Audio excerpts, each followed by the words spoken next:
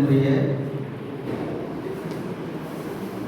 பேராசிரியர்களே, மாணவ செல்வங்களே, அவரவர் அனைவருக்கும் வணக்கம். காடு வாழ்ந்த ஒரு மனிதர் கொஞ்சம் கொஞ்சமாக அறிவை பயன்படுத்தி சிந்தித்து ஊர்ந்து அவனுக்கென்று ஒரு இடத்தை அமைத்துக் கொண்டு வாழ்ந்தான். அதனால்தான் ஊர் என்று பெயர் பெற்றது.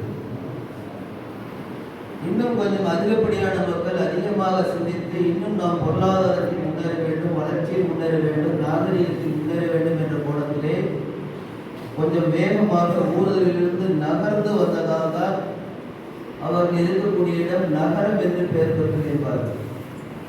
அந்த வகையிலே இன்றைய வளர்ச்சி என்பது பல திட்டங்களை வகுத்து அதனை நடைமுறைப்படுத்தியதால் தான் நாம் இந்த அளவுக்கு இங்கே வந்து உட்கார்ந்திருக்கின்றோம். விதைத்தவன் உறங்கிவிடலாம், விதைகள் உறங்குவதில்லை என்பார்கள். யாரோ ஒருவர் போட்ட விதைகள் தான் நாம் இன்று இந்த அளவுக்கு இருக்கின்றோம்.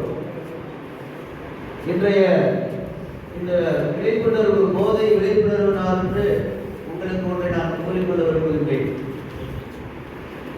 நாமே நமக்கு நம்பிக்கை ஏற்படுத்திக் கொண்டால் அதுக்கு பேர் தன்னம்பிக்கை, செல்ஃப் கான்பிடன்ஸ். அவருடைய வாசகம் கன்சிஸ்டன்சினா ஒரு செயலை எடுத்துட்டு 10 நாள் செஞ்சுட்டு வர்றதில்லை. எல்லா நாளும் ஒரு செயலை சிறப்பாக செய்ததுதான் நான் அந்த அளவுக்கு வந்தேன்.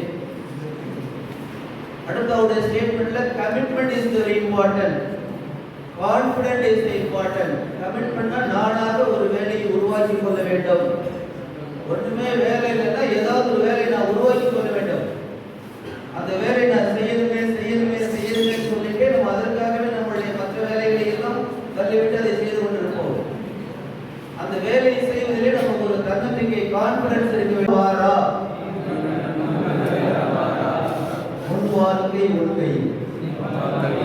இந்த 3 வாசகத்தை காலையில எழுந்துச்சு கொஞ்சம் யோசிப்பாரு.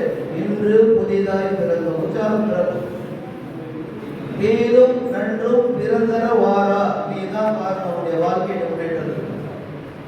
முன் வாழ்க்கை முன்கை. ஒரு 25-26 வயதுக்குள்ள நீ உடைய இளமடி ஆற்றலை சரியாக பயன்படுத்தவில்லை என்றால் அழிவு பாதை தான் பின்னர் இருக்கும்.